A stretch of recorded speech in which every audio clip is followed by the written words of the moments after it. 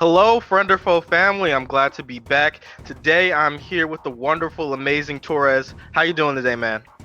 Dude, I'm doing all right. Looking forward to these games. I mean, these teams are obviously in the upper echelon of the league. Even though we only have two matches today, I feel like they're going to be fun ones. Absolutely. And this is we should have more insight than usual. We both played against both these junglers, Soximus and Bobrovsky, both returning players. And even though we're sitting in the retirement home, we can give some great commentary of what's going on. Yeah. Being both junglers, I can't say about the rest of our map knowledge, but in the jungle, we'll have some very good insight. Hey, I have returned to the 80. It's a dark place down there, but I'm happy. And what do you think from the picks we got so far? I see the Rumble, Fizz, and the Nivea, so a lot of AP damage being taken away from POG. Yeah, I mean, a little bit peculiar. I mean, not actually that peculiar. Mind what I'm saying. Guncy's really been one of the focal carry points on the side of POG ever since you swap teams. His Anivia is good at controlling chokes. His Fizz is obviously deadly from the one-shots. We've seen him take over games and lanes just like that. And his Rumble is just kind of a pocket pick, kind of taking away from also a jungle pick that Bobrovsky probably has in his pocket somewhere, knowing his champion pool. So overall, a good bands coming out from OOD. But from these picks, I mean, Varus Morgana, no stranger to the play right now. The Karma Kog'Maw is a little peculiar right now, though. Yeah, so it looks like they're going really heavy into a protect the Cogmore composition. Team Udyr has basically already shown that that's going to be probably be their hand coming out with the Karma probably going in the top lane and the Lulu being drafted up. I do like what I see so far, especially with the POG having selected Poke into that. Poke tends to be pretty good into Kog'Maw, so both teams are drafting quite well so far. Yeah, you see them drafting quite well. I mean, the Lulu and the Karma, I mean, if this Kog'Maw never dies in the early stages of the game, I can see this getting really out of control really fast, as the looks like Pog will never be able to kill him, but I mean, looks like the gangplank for the last pick on Pog, I mean, it's blind, but it's a good safe pick, knowing that Bob Jones might just pick a safer side on the top side of the map, maybe something like a Malphite, gangplank preemptively going in for that safe solo lane. Yeah, absolutely. That is a super intelligent pick. Just the Gangplank R against an immobile hyper carry. Even with the speed that he'll get from Whimsy and the Karma E, the Rumble ult gets so much value in this type of composition. So, I mean, I'm sorry, the Gangplank ultimate gets so much value in this type of composition. So I'm really happy to see that come in. And this would be Life Orb Slowbro. He's usually a straight tank player. So if he is the one playing today, then I'd be interesting to see him pull out a Gangplank, more of a carry oriented champion. Yeah, definitely. I mean, we'll see where this goes. It looks like OOD has continued this trend of just banning out Gunsy. 5 champion bans right onto him. Yeah, he has been fantastic so far. Really, really impressive. I think last season he may have just been getting soul shackled by his teammates, and that's why he's been able to perform so well with POG. But I think he's definitely an MVP candidate. I've been super impressed with how he's been playing so far. Yeah, always. I'll never forget the time when I got one shot in the semifinals last season. That man is a menace. Yeah, absolutely. And with the Volibear coming out now, so that's going to be a big tank in the top lane, which means that Karma is going to be going into mid. So this is a super low damage profile, and with the Seraphine being locked in, so that is actually going to be a Seraphine mid, a Karma top, and then a Volibear jungle. So this is probably as low damage and as Kog'Maw intensive composition as you could possibly go, but tons of shields and heals. Tons of shield, tons of CC. This Kog'Maw is going to be running around at the speed of the light. Probably not even... It's going to be super tricky for Bobrovsky to land any of these Morgana bindings. Excuse me, it looks like more like Fat Ectomorph is going to be playing the Morgana as Diana's locked in the side of Pog. Well, actually, the Rel is also selected, so it looks like that it's going to be a Diana mid, so something we haven't seen in quite a while. But also, this is probably, I believe this is Bobrovsky's first showing on the Morgana pick. This is more of a supportive-oriented jungler, so him taking that adaptation is really good for him to expand his champion pool in that avenue. Yeah, I normally see him on some hard carries, but I mean, ever since Gunsy, I think, has joined the team, I think he's taken a step back, trying to fill in the team's roles. As he now has not that he didn't have a reliable carry in Street Smurf last season, but just a little bit more, I don't know, more outplay potential in the mid lane. Yeah, and just a quick notice before the game begins: Crow is not in the lineup today. They are having their original sub Mento playing. He is a master tier jungler. He hovers in between that area. He's very, very talented. Let's see how he performs in the 80 carry role today. But yeah, it is not Crow, it is Mento, and it's going to be a little bit of a different look from the POG bot lane. Definitely, definitely. As we go into this, whose team comp do you favor more, Bounds? I think Team Udyr's composition is very, very easy to execute, but it does require Photograph to play extremely well. I've not really been sold on his play consistently. He's kind of an up and down player. I consider him in that coin flip avenue. So I'm gonna go with POG. I think they have a lot of solid options. They have a lot of solid CC, and they've been stomping extremely hard. So I think I'll go with the avenue that they have, especially with the Rel Diana combo, which is extremely potent. Yeah, I think I'm going to follow suit with your reasoning as well. I can see OOD just not having enough damage if that Kog'Maw gets targeted in the early game. But, I mean, two ways in the draft side of POG. We'll have to see how that forms out on the Rifts. Absolutely, and we are beginning early on. It looks like Udyr is going to go for the standard topside invade. Mento is going to be correctly standing outside the bush, so he will spot this. Really, really intelligent in the top side. I'm really happy to see them take that. And Crit Addict is going to be the one on the AD, and Mento is going to be on this GP in the top lane. So the usual top laner is going to be playing AD. Yeah, a little bit of a swap all around. You get a sub, you swap them everybody around to make everybody happy, and overall, I don't think the level of play will be that far down from what's usual. Just coordination will still be there, the communication is still there. They are still 5 people, 5 high-skilled players at that, and I think the game will just go just fine for them. Yeah, and Mento is extremely versatile. So even though he's a jungle main, he does play a lot of top lane. I believe that is his main secondary. So I'm happy to have seen them go for this adaptation. And Crit Addict having his debut as an AD carry player, he's been top lane for so long, but his name indicates that he probably played AD at some point. And it looks like with that Halo Blaze lock in, he's going to be going for the lethality route, which is really, really smart in this specific composition. Definitely, definitely. It looks like they, during that topside invade from the side of OOD, it looks like POG has placed 2 wards in the bottom side of the red jungle of OOD, and definitely see where Soxmus is going to be pathing from this, getting a little bit of early intel. Yeah, but if that was spotted, that's going to put them in quite a bit of danger. That's both bot laners have no ward. The Rel and the Varus have both used theirs, so they are not going to have vision for the foreseeable future until about 4 minutes when that first gank could possibly be coming in. So that was definitely that was most likely a mistake, but it's something minor that can be played around. Yes, definitely something played around. But also on the side when they got that, they also know where Bobrovsky started because of that early invade as well. They also placed a ward. OOD also placed a ward on the red side.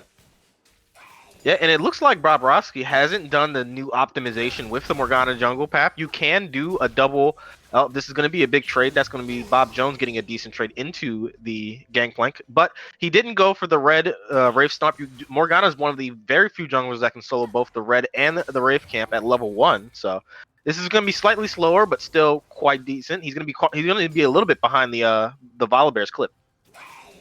A little bit behind the Volibear Square. It did start on the red side of the map. It's probably just to avoid any skirmish with the Volibear. Try to get one more crab, get an early gank off, maybe even blow a Summoner Spell on the side of Kog'Maw.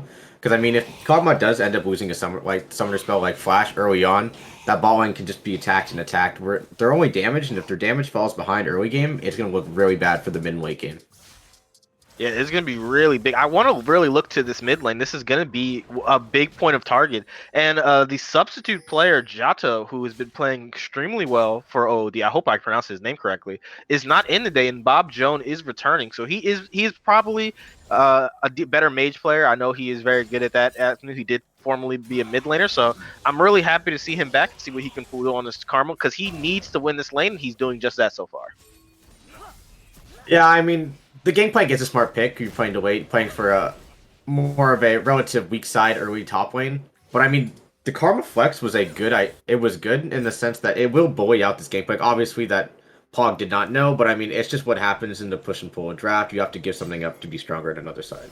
And here we go. That's going to be the stun landing from the Rel. The bind is going to go wide. That is going to get the damage down. Antoon is CC'd up. Kog'Maw is going to be taken down for the first blood. Crit is going to pick it up. He's taking a bunch of damage. He's going to fall. That's a 1-for-1 trade so far. The teleports are coming in. The knockback from the Rel has landed on the Seraphine. She's going to be walking it out, and there's going to be nothing else to follow. A good trade on the side of POG because they did get that first blood onto their AD carry, but a lot of Summoners bone in the spot side.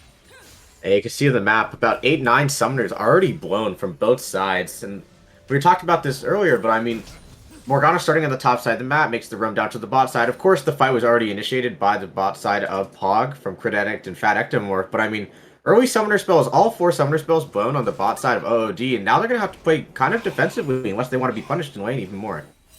Yeah, but that TP from Bob Jones really bailed out Mento in this top lane. If you can see, he was really chunked out, had taken a lot of damage under tower, and this huge wave is just going to be bouncing into this Karma. But he was super far behind in CS, and he's going to get bailed out a little bit to save his teleport and not having to worry about that from the side of the Karma. So POG even getting more advantage out of that play than typical. Yeah, I mean, both of these members are playing relative weak side. I mean, Bob Jones did what he had to do. He's playing the Karma, he's playing supportive, trying to save his laners, trying to get them through the early mid game in order to have that late game threat with the Kog'Maw. Oh, and we have a But solo kill in the bot lane. That is going to be the Volibear coming through. So it looks like he just face checked the Volibear as Crit has just walked through. He's going to walk into this bush. No real reason to check this, but he has no summoner, so the E is going to land, the Q is going to land, and then just the extra autos from the Kog'Maw. Really disastrous kill to get over to Kog'Maw this early on because he's such a main damage dealer, and he's already picked up 2. yeah, I mean, Credit feeling pretty confident after that play, knowing that the summoner spells are down, not expecting Kog'Maw to walk up. But I mean, what he wasn't really expecting was Soximus to be there in that tri-bush and ultimately pays for his life. Yeah, it's really interesting pathing. That timing is rare. It's quite rare. You see the Morgana is already in the top side jungle. He's going to clear out this entire area. So there is going to be a punish from this from Bobrovsky. Very intelligent on his part. But yeah, that was just a situation where Toximus wasn't expected to be there, and they got the punishment on Crit, and he's going to be suffering in the CS department. Yeah, I mean, it's the first Drake starts to get stacked by the side of OOD. We do see that the second Drake spawn will be the Air Drake. So, not that important, but I mean, that does tell us that it will be the Infernal Drake or the Mountain Drake, and if the Mountain Drake gets placed on a Mountain Soul, does end up getting taken on the side of OOD, it's going to be a big problem for POG. Yeah, absolutely. Here comes a gank. The Soul Shackles is available. Flash is already going to come out from Bob Jones. He's not going to be able to dodge a CC. The Q is going to land also. Karma's just going to be going down. Who's the kill going to go to? It's probably going to go to Mento, and that's a big kill for the side of Mento, getting that damage out and getting that pick onto GP, and he's even going to make it in time to pick up this big wave. Yeah, I mean, Bob Jones just feeling. Oh, here we go. The fighting's not done. Antunes is caught out. He's going to get chunked. The Mento is going to pick up that with the R across the map. Here comes the R from Diana. This is a lot of damage from on the Kog'Maw. He is going to dodge the Q and make it out. But that is a lot of damage in the spot lane and a lot of trading coming across from the map of POG. Yeah, I mean, it all starts on the top side of the map. Bob Jones feeling himself a little bit too much, especially after relinquishing his wave to Mento, allowing him to go back and get that Sheen where he really power spikes, not judging the state of the lane well enough. And Bobrovsky makes a great play by walking into the enemy jungle, forces out the flash, gets... Something you might not notice was that he got super close into side of Bob Jones. When he uses the Soul Shackles at point blank, even if Bob Jones were to flash out, they wouldn't break even after he flashes out. Once he had the shield, gets tethered, and just dies immediately. Mento is going to be in a bit of trouble. He's really trying to get this wave in, so he's probably going to be calling Bobrovsky over to help break this freeze. But yeah, that is a big advantage for this Gangplank, and for him to have gotten so little resources in the early game and have come back into this avenue, then you're going to have a really strong GP, and that's dangerous news for the Kog'Maw. Definitely. Mento hasn't even backed with that kill gold he's gotten earlier. Probably go back and finish his boots or something. Yep, now there's no wards. Bob Jones' shield is out. They do know that Mento is not going to be seen, and Bobrovsky is going to be out in the jungle. The black shield is going to come through. The binding is going to have to land. Is it going to be dodged? Bob Jones is going to get the dodge and going to get the trade damage back. Really good on Bob Jones dodging that gank, and as the return gank has failed. Yeah, absolutely crucial to dodge that Morgana binding. In the end, does dodge it. Bob Jones gets away unscathed. Yeah, as a fellow Volibear connoisseur of yourself, how do you think this gank is going to work? This is going to be a really, really easy gank to have worked if the fact Ecto does go in here. Do you think this gank is going to work? He's going to take the base. Oh, I think this gank could have worked if they just went hard onto Critic, knowing he doesn't have flash. Maybe not knowing, not having their timers correctly, but I think that would have been an easy kill. Yeah, I think that would have been quite doable. Getting another kill on this Kog'Maw would have been massive. But sometimes they do say discretion is the better part of valor, so that is going to be Soximus taking a base, trying to keep up with this Morgana and farm, but he is going to need to find an avenue onto this map because Bobrovsky's just been getting so much more pressure down. Yeah, he's been getting down a lot of pressure. Of course, Soximus has picked up that dragon, has answered with a counter gank of his own, kind of evening up the bot lane, allowing Team OOD's bot lane to breathe a little bit. But I mean, in terms of just overall camps and how he's controlling the map. Oh, here we go. That's a lot of damage. Ecto is going to have to flash. That is Kog'Maw getting the Whimsy and just chunking out the Rel. Rel needs to be concerned of how much damage this Kog'Maw can put out if he's getting free fire auto time. Yeah, I mean, the bot lane from OOD did get their summoners blown pretty early, but there were no repeat ganks after that. A lot of the tempo was relinquished up from the kill onto Critidict from the side of Soximus. So, I mean, even though he's falling a little behind in camps and Oh, that objectives, is going to be the R missing, but Kog'Maw is going to get caught up. He's going to get to CC down. The binding is going to land from across the map. Soul Shackle is going to land on two. This is going to be both bot laners going down and more summoners blown. A really, really good kill on the side of Bobrovsky, getting that extra gank down, and now Varus has picked up 2 kills also. So that was a necessary trade, given that the Rift Herald was already going to go over to the side of OOD. it's just heartbreak for Antunes right there. Photograph is in the range of the Dark Binding, ends up flashing it and gets hit by the Dark Binding. Antune gets hit by the Dark Binding at max range. Probably didn't think he was going to get hit because his ADC was in front of it and it was max range, but in the end, Antunes gets tagged, and both of the bot lane from OOD goes down. Absolutely, that is one of those situations where you have to look at Photograph here. That was a misplay of the AD carry. He had flash available, could have just flashed a rel combo. Getting hit by that is basically a surefire death with all the CC that's going to follow up. And you know, the small mistakes like that can really stack up and prevent you from being able to come back in this mid game. Definitely does, especially when you look at the gold graph right now. It's a 2k goal lead at the 10-minute mark, even though the OOD does have the first dragon. And we're coming back from a kind of what we call a deficit from the beginning of the game ever since that bot lane skirmish. Oh, here we go. The binding is going to land, and that is just going to be Kog'Maw getting some return fire down, so they're not going to go all in for that. But this could just be a dragon fight with the Rift Herald already spawning. Diana's going to go in and get chunked out. The exhaust is going to go, and Big Twig is going to get all that damage down. The R from this Seraphine is going to land, but Gunsy should just be able to walk it out. And that is going to be it, and that's the Seraphine ultimate for basically nothing, as Gunsy's going to go back in with his R. That's going to be the flash. Big Twig is going to be taking a bunch of damage. He's just going to go down. Oh, the shields are going to come in. All that shielding, and that's going to be Photograph getting the long-range auto and picking up the Diana. Wow, a bunch of trading from these mid laners, and it's going to be Gunsy who goes down. But here you go, they're not done. Varus R has landed. That's going to be a bunch of damage onto this Lulu. Lulu CC'd up. Lulu's going to go down. Now, Rel is taking a bunch of damage. She's going to get the heal, but that's going to be the flash, and Photograph is going to pick that up. That's 2 kills already getting got from the Kog'Maw, and Photograph is doing so much in this fight as he's gotten all those autos out, and that's going to be a second dragon picked up from the side of OOD. Yeah, I mean, you could see from the beginning of that fight, it was fought on 2 different fronts. Victig trying to just push out a Gunsy in that lane.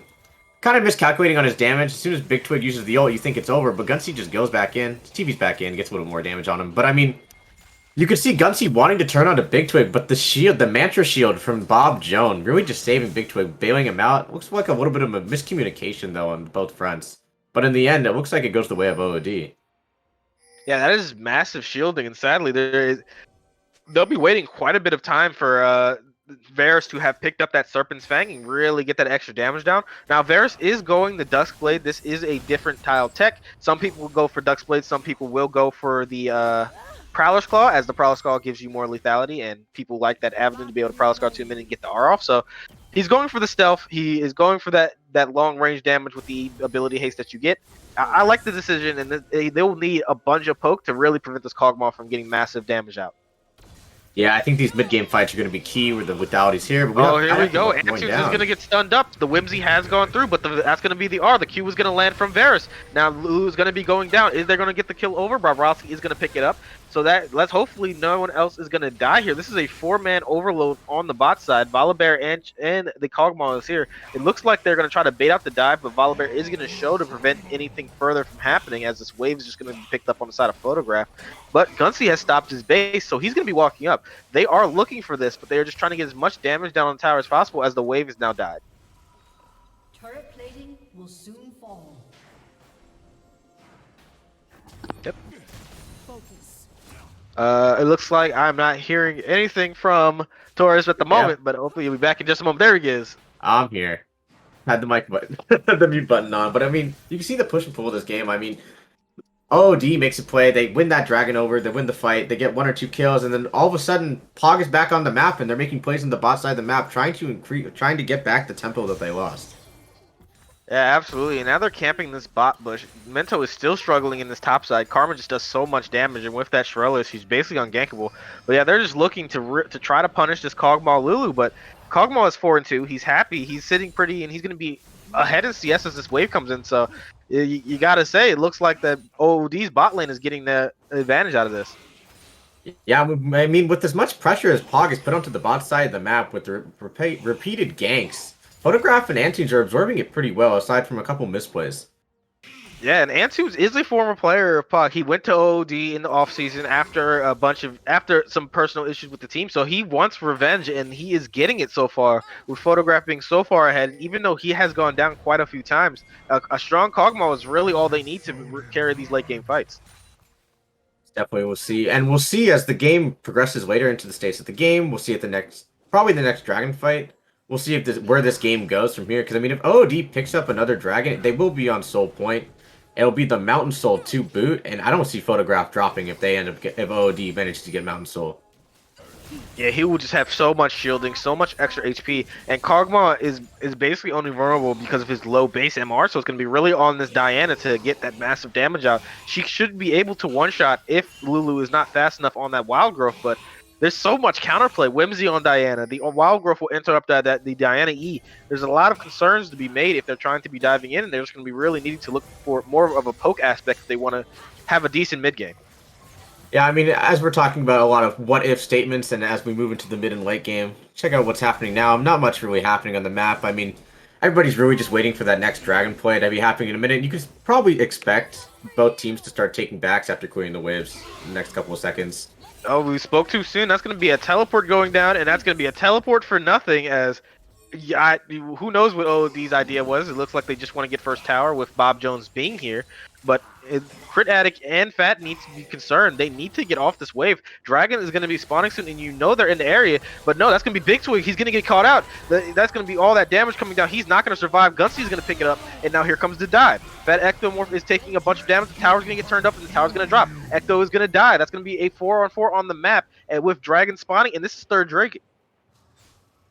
Yeah, I mean, it's their Drake, and I mean, I can understand what Bob Jones was trying to do there with the TPing. I mean, that tower on the top side of the map was eventually going to be taken by the Gangplank, trying to get some early pressure on the bot side of the map. They ended up taking the tower, but oh, here we go. They're not done. Gunsy is going to have to flash out as he's gotten caught up by the Volibear. They're going to be able to chase with this speed, but it looks like they're just going to push them off and go for this dragon. Now, POG is completely out of position. This dragon should just be going over to OOD, and this is really well-played series of events for OOD as they've gotten exactly what they want, a kill on the bot side tower, and then the third dragon that's going to put them on Soul Point. Yeah, you can really see their decision-making from that. I mean, the TP looked questionable to most, but with their coordination going on with the communications, you could totally see what they were going for. Going for the tower, maybe getting a kill. Even if Big Twig did go down, they were able to force them off because Pog stayed in the mid lane for too long. Was forced off the dragon, ended up taking it. Now they're at Soul Point. Well, Crit is going to take a bunch of damage. He's going to have to flash out. The root is going to land, but that should be all, as Rel is going to go wide and not get any CC landed onto the Volibear, so that's going to be just a walkout. But OD is playing super aggressively in this bot side and trying to get as many advantages and summoner spells out as possible. You can see Bobrovsky trying to counter jungle, trying to maximize everything that he can on the other side of the map as Pog is starting to lose some ground. Yeah, absolutely. These are our top two teams. This could very well be what decides first if the Ugly Barnacles continue to struggle. Even though I believe they did get a free win from an FF on Ace, but they have been our top team. But these are our next two strongest. And what do you think about the trajectory of both these teams as they come back into this with completely different rosters? I mean, I think both teams have completely leveled up since the last season. You can totally see it in their play. Some of these players are, well, in Season 1 and Season 2, people stayed with who they're more comfortable with. I think they've really they've discovered how far they can go with being comfortable and have gone for, like, greater skill advantages in lanes where they're trying to push these more aggressive play styles mixed in with communications, and we're really showing it. These teams have really leveled up since the last season. Yeah, absolutely. The changes that they've made have definitely been for the better. Crow going over to POG from Atlas.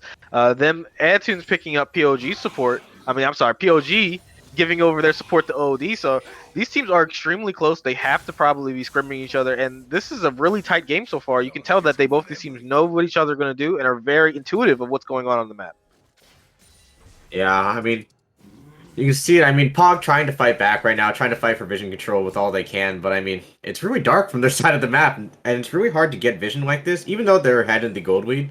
It doesn't tell the story with the dragons being taken. That objectives, with the Herald they took earlier, with the 3 dragons, that gold lead means almost nothing right now. Yeah, I absolutely agree. Soximus is going to be going down. The R from the Seraphine is going to be utilized, so they're not going to have that, but they're just going to bull rush this mid tower. It's taking so much damage, and that is going to be the mid tower dropping. Interesting decision. I like what OD's going, continuing with that aggression. If the Varus ultimate did not come out in time, then that could be a Volibear R with the Seraphine R going through, and that could be a dead Varus. So really intelligent play, and I like what they're doing so far. Yeah, I mean, even though the objectives are stacked in OOD, and I'm telling how they're very strong at the moment, POG definitely still has a chance to come in. Gangplank has been stacking up that advantage in the side waves, has been shoving the lanes, and has finally picked up his second item, dubbed the Serpent's Fang, which is going to be very effective against OOD's team comp. Yeah, really, really intelligent. You know you're going to need to bust through all those shields and heals that are coming through. The Rage Blade is going to be what's built next for the Kog'Maw, but 2 minutes until this dragon spawns, that is going to be the determining factor. If that dragon goes over to OD, then POG is just in a disastrous position. Mountain Soul is probably one of the worst souls you want to give over to a composition that already has a ton of healing and shielding. Definitely. I mean, we'll see if Critic can farm up enough CS in order to get his Serpent's Fang before the next dragon, but I mean, only time will tell. Yeah, just given by the items he has in his inventory right now, I think he probably is going to go into that mirror arena first. So he's going to be slightly delayed in getting that. And he's going to really, really need that for this next fight. Kog'Maw might even be getting his Rage Blade based on the buffs that it just received. It's good. It's 200 gold cheaper, so you can get it 2 waves in advance. That is really, really big for champions who are so item dependent like the Kog'Maw. So if he gets that Rage Blade before this next fight, that's going to be massive for the side of OOD. And Up here we go. That's going to be the R coming down. Varus R is going to do nothing. That's tons of damage on the crit. He's going to fall. That's a minute before the Drake. The Rift Herald is spawned. They're going to get nothing out of this, and that is going to be crit getting caught out in the mid game yet again. yeah, I mean, just a little bit of poor positioning, playing a little bit too far up. So, you cannot play that far up with Soximus being there, being buffed with the shields and speed. I mean, he just jumps on you and you can't do anything. You have no teammates around you, and I mean, it's punished for it. Yeah, they burned nothing to get that. So this is a really, really desperate situation POG is in. They do have the setup. You see they have multiple red wards in that jungle. They have a pink ward in the bush. They have multiple red wards. So the vision control is definitely on the side of POG, and they're going to need to utilize this because this could be the game-deciding fight that we're about to see. Yeah, I mean, 27 seconds in, everybody's trying to clear their waves, take their backs, and fight for vision. But on the side of OOD, they are kind of blind going into this.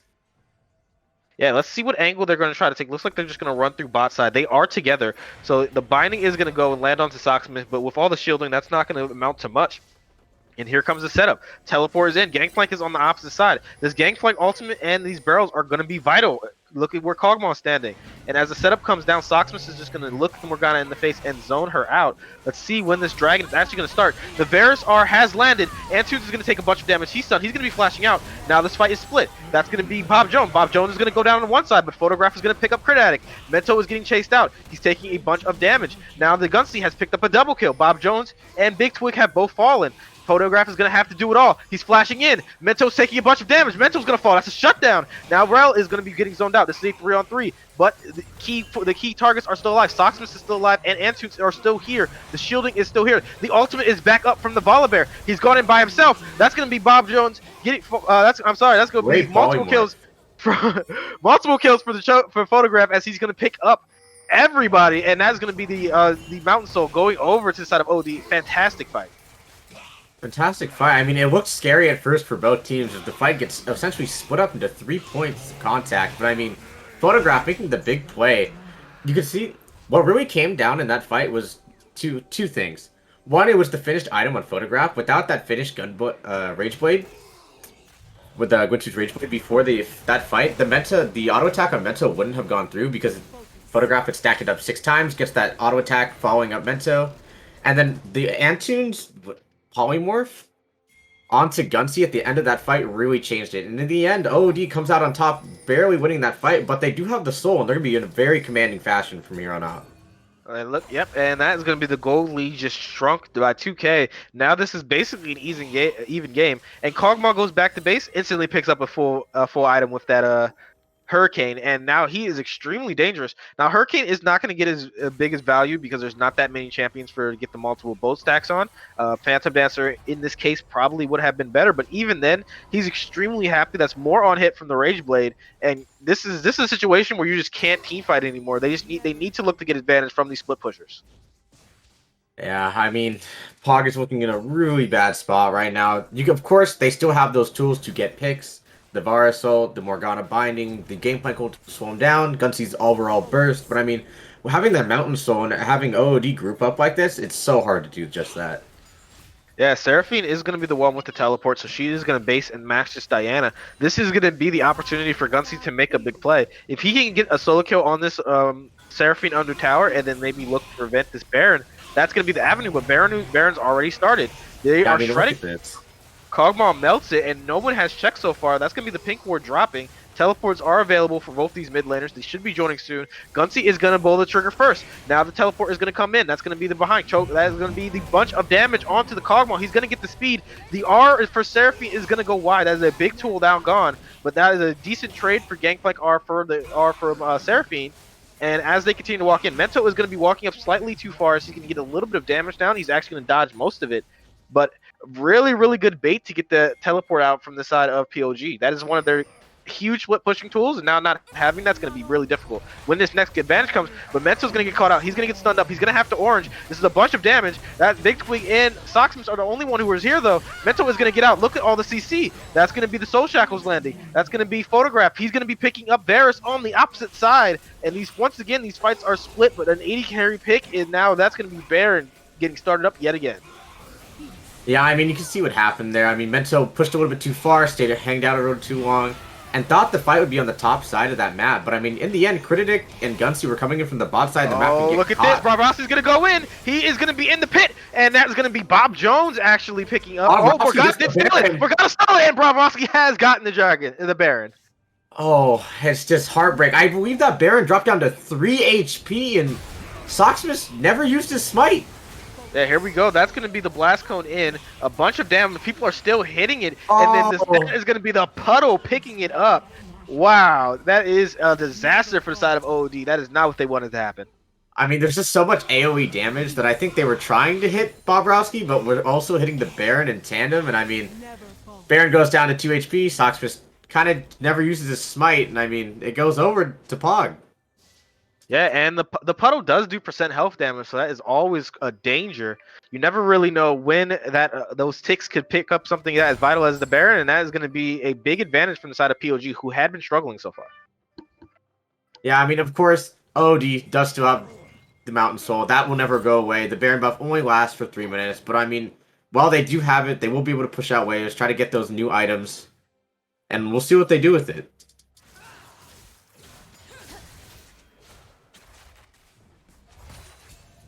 I mean, it looks like POG is kind of just doing what they will, kind of clear the jungle camps, trying to get all the vision. You can clearly see OD kind of in awe of what's happening right now. They're just shoving out the waves, trying to push out whatever they can. But I mean, if POG gets away with another steal like that at the Elder Dragon, this game can totally get flipped on their head. Crit Addict has accidentally hit his heel. Change the scene. Oh, shift it out. Turn the cameras off, man. It's done. It's done. Now that is a little bit of pressure. He probably is feeling it, as that is going to be a disadvantage coming over. And this is going to be big because Elder Dragon spawning in a minute. Here's a cut out. The Seraphine R is going to land onto Mento. He's just cut out. He is going to die. Please, Mento. Die to someone who's not Kog'Maw. Give it to the Seraphine. Give it to someone else. No, not the Kog'Maw. Please. And Kog'Maw is going to pick it up and do another kill, as he is now 11-2. This is massive. This is exactly what OOD wanted in draft. Yeah, this is exactly what OOD wanted in draft. You can see where their team composition, they're playing around photographs so well that POG is having a really hard time killing him. They can't get to the backline with as much dive as they have with the Rel, the slows from everybody else, and the Diana dive. It's not enough at this stage of the game. Of course, POG did end up getting Baron, but I mean, OOD is still in commanding fashion in this game. Yeah, absolutely. Even with the Baron disadvantage, this is still a massive advantage. And look, 40 seconds, that's going to be the Elder fight. That you cannot allow OOD to get this Elder, so Barbarossi's going to need to come up with another miracle steal. And Morgana is a champion that can be okay at doing that because of the Black Shield, but he won't have Flash available for this next one, and that's going to be massive for him getting into that pit. Yeah, I mean, while POG does have good choke control, it's going to take a lot for OOD not to just walk through it all with all their shields and all their movement speed buffs. I mean, what is Kog'Maw? He's flying at Mach 10. Not only is he flying with Mach 10, but he also does crap loads of damage. Yeah, they may be 2,000 gold behind, but this is not the compositional difference is going to make that gold basically negligible, as that is going to be I'm sorry, that is going to be an item used for the speed and not going to get anything.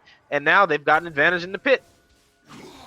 Yeah, I mean, the Shirelius is it's kind of a scare tactic. I mean, it does have a low cooldown, so you can use it. Kind of just scare him out of these chokes, make sure to establish vision in that dragon pit. Kind of make that fight come to you. Oh, here we go. That's going to be the match's speed. The Seraphine R is going to land, but look at that, all that backline damage. Photograph has 10 chunked. Bob Jones is going to fall. Crit Addict is going to be getting that. Bobrovsky is going to get chunked out. So much damage from this Cogmaw, they cannot take it. They need to go. They need to be kiting. Now Mento is going to be walking it out, but this is already an advantage for the side of OOD. Big Twig is going to fall, so this is a 3-on-3 yet again, but look at the same 3 members as last time, and they could just still do this. I mean, there's no jungler from the side of POG. They could totally threaten this Elder Drake. It gets getting burned down. Oh, here we go. Look at that Cogmaw damage. They're just getting chunked out. The range. They can't even walk up, and that's going to be the stun landing. That's going to be Ecto taking a bunch of damage. He doesn't get over the wall. He's going to be forced to flash. Now Soximus is going to come back. Mento is the only one fighting here. Mento is going to get stunned up. He has no oranges. Look at that damage. He has to flash out. Soximus is chasing him. He's going to get chomped by the Volibear. And now with the autos coming down, a teleport is going to come, and that is going to be the Elder Dragon picked up for the side of OOD. Yeah, I mean, it looks like a relatively even fight again as the fight is split into 2 halves, but after everything's said and done, Photograph has no threat on him, really. Gunsy's is getting choked out by Soximus. I mean, Fat Ectomorph is missing his W over the wall. He can't. There's no way for them to get back in. Mento tries to push him off on the bot side of the map, but I mean, as soon as he uses those barrels, there's nothing for him to do. Photograph can just auto him 3 times, and you saw what happened to his health bar.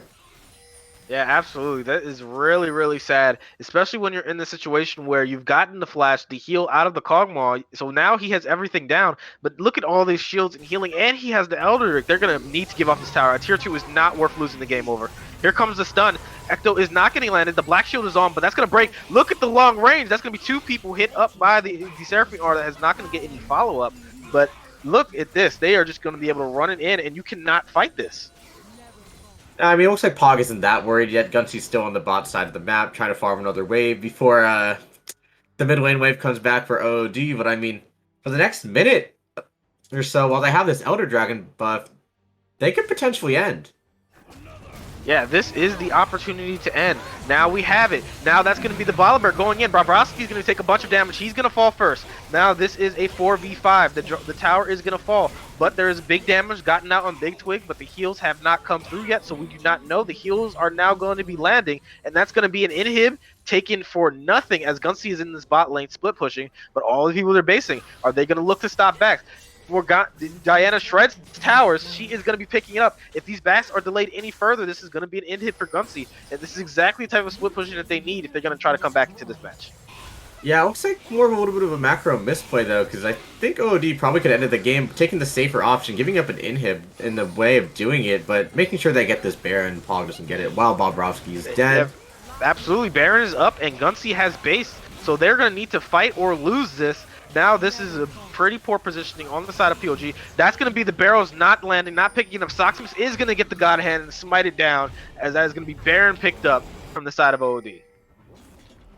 Yeah, I mean, what looks like an end angle for OD, they want to play the safer bet, just kind of get the Baron, relinquishing a little bit of their tempo in that, because it didn't look like Gunsy was going to back. They probably could have ran down the last 3 remaining members of POG. But I mean, in the end, do walk away with an inhibitor trade, but OD does get the Baron.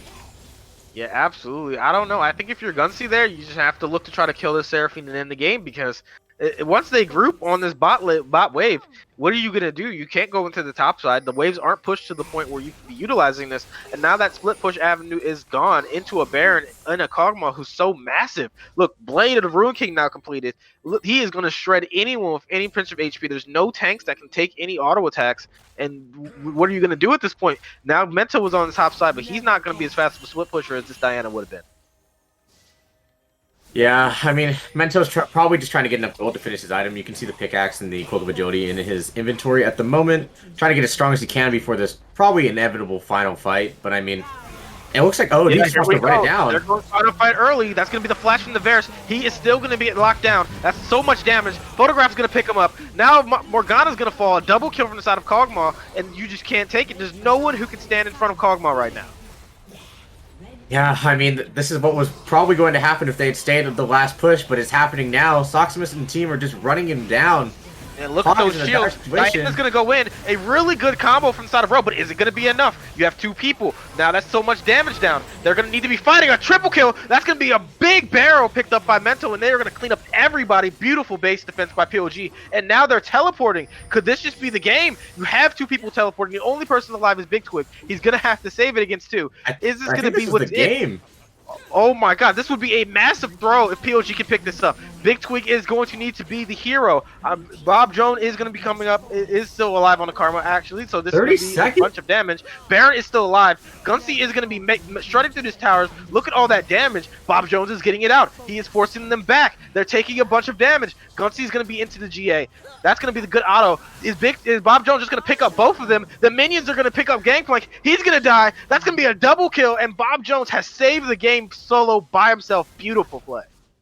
Man, that's really scary from the side of OD. They looks like they were going to end the game, get a little bit overzealous and diving those towers, get hit by a beautiful combo by Ectomorph and Gunsy. Gunsy's damage is too much, even through the exhaust, burned 4 members of OOD. And they make that teleport play. If Bob Jones didn't have the Baron, that might have been game, but I mean, now that those 2 carries are dead, OOD might just march it in the base. They only have 1 tower. Yeah, this is a this is a surprising transfer of events. Now you have 2 people dead. They have another opportunity to end.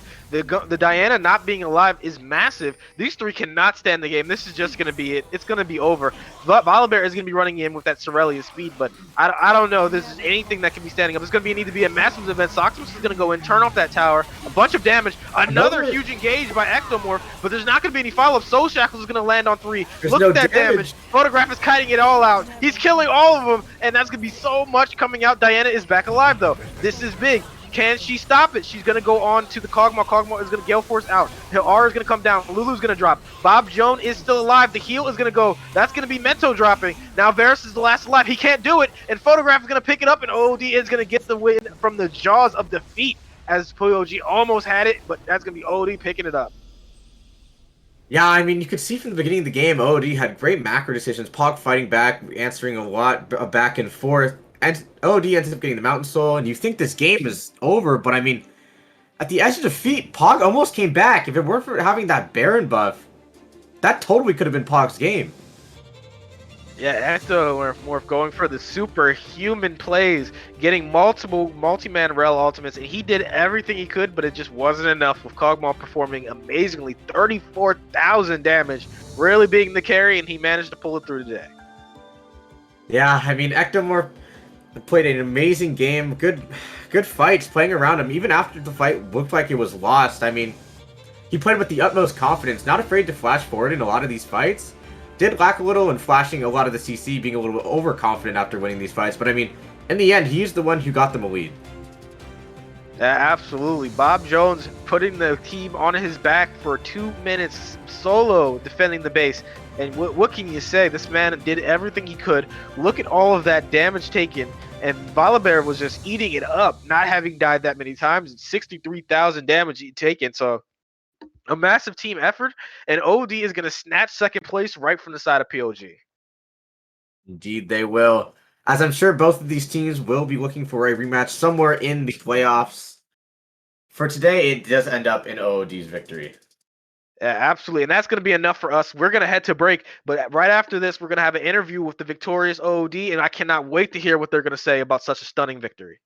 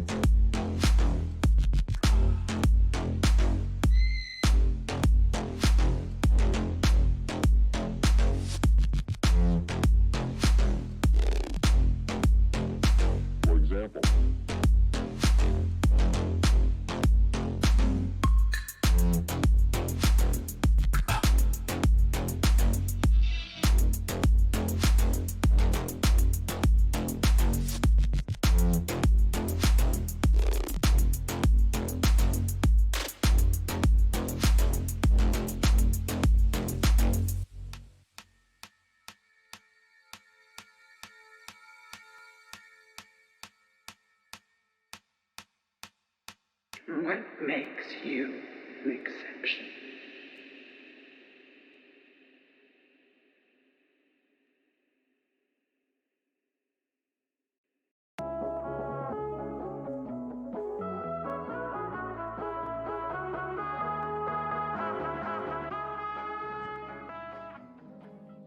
Hello, folks. Chris Edgeworth here for the first interview of the day. I am joined by Photograph, the Juggernaut from today's victory from OOD. How are you feeling after that win?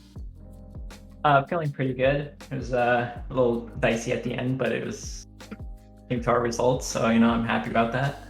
Yeah, that was certainly a little sweaty there at the second. Honor Bob Joan, for sure at the end. And Honor Baron. Let's talk about the Juggernaut composition you guys put together. So first of all, you guys do get the Kog'Maw's Angels. You get Lulu, Seraphine, Karma. That was your draft. How did you feel about what you guys put together? But also, how did you feel about what they had put together coming into this game? Since you were the absolute carry in this comp. We call it the E-Girls. It's a pretty basic composition. Just get me rolling. I was actually not involved at all in the making of this draft. I was actually eating dinner, but it kind of turned out nicely because we got what we wanted. We have engage, got the speed up, and we got the carry.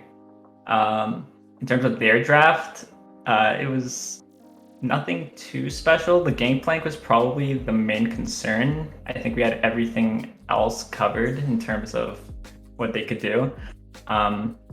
And I think, in general, I think they could play it a lot better, but we just took advantage of how the game played out, especially with those dragons and all that. Yeah. And that's exactly what I was going to lead into. So they put together this composition. It was, as you say, a little close there at the end. It was overall really a seesaw game. I mean, even with the I would say the sheer force that you guys had on the map with the absolute objective control over the dragons, the Elder, the Barons, turrets and such. They really only got their turrets when you guys sort of just let Gangplank and Diana do their thing. Like, other than that, they couldn't cohesively organize any pushes. Playing this game out, you guys did get the early dragons. What was this game like playing out for you in the battlefield? Yeah, so in general, they kind of played it smart. How I think they only really had an opportunity to win the game was through that split push. So they did what they were having to do, but I don't think they could have definitely manipulated our laners better to maybe catch us out a bit more. But yeah, we played those dragon fights pretty well. We knew that every single one of their ults have a super long cooldown, and for some reason they were just blowing them on us way too early, even before dragons. So I think that's how we got the first drag. We just okay, they're on ults, go in, grab the drag, and then I think we picked up three dragons, quick succession. And that last dragon fight was it the last? I've lost track, but yeah, we managed to just play those fights perfectly, I think, so pretty happy about that. I think pretty sure the last fight that you guys had with them was around the Baron, if I'm remembering correctly. Yeah. But so I want to ask you about just about where your team is at in the league, especially with this victory on the tally. But before we get to that, I want to ask you a little bit about your champion and just pick your brain on it. I've been doing this with a couple of champions that I've picked out this season, but it's season 11 was a big change. Kog'Maw especially is a big benefactor of a little bit of the build items you put together here. The very recently buffed Ginsu's and the Gale Force actually giving this guy the bonus flash shotgun attached to it. How do you feel about Kog'Maw in season 11, especially how the item system rework affects Kog'Maw in season 11? Yeah, he's definitely a lot more useful, I'd say, in a lot of different team comps now. I feel like you'd always have to kind of niche pick him in a comp that you want to pick, but now with Gale Force and all the item benefit all the items benefit him pretty well. And if the enemy team isn't going to draft something that's going to really destroy him in the first like 3-4 levels of the game, then you're kind of cruising to a decent game. I think it's as strong as most other ADCs. So, yeah. Right on. All right, so let's take a look at the league at large. So this win was just you guys asserting dominance over your more or less peers at 6-2 and 6-3. I forget. I forget which one was which. If you guys had the 6-2 or if you were the 6-3, but same wins, right? So now you guys have put some distance between you two, and you're looking at Ugly Barnacles. How do you feel about your trajectory in this league, especially looking at how playoffs might turn out? Yeah, I think especially this game, it was our first kind of game back from the break. We had Bob rejoin us after missing for I think 2 weeks. So it was nice that he plugged in and we got this win. So I think hopefully we take that, we snowball our most recent wins, especially against the rank 1 in the league. And going into playoffs, I think we'll have that momentum to keep rolling through. All right, well, good luck looking at the rest of the season and going into playoffs. Photograph, thanks again for joining us. Do you have any final words for us before we go? I think my team's pretty amazing. I don't want my performance in that game to really be the standout. I'm pretty sure, especially Bob, held the gates that game. Really great gameplay, and Toons really helping me out in the bot lane.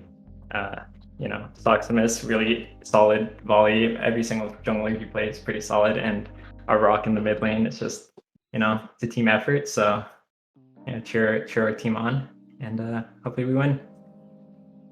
There you go. Humble in victory, making sure to tip often to your waiters and waitresses. Respect the caddy, Lulu. I like it. That's a support man. Right on, Photograph. Thank you for joining us for this interview. But folks, don't go anywhere. We do have one more game today, so join us for game 2 in just a moment. We'll be right back.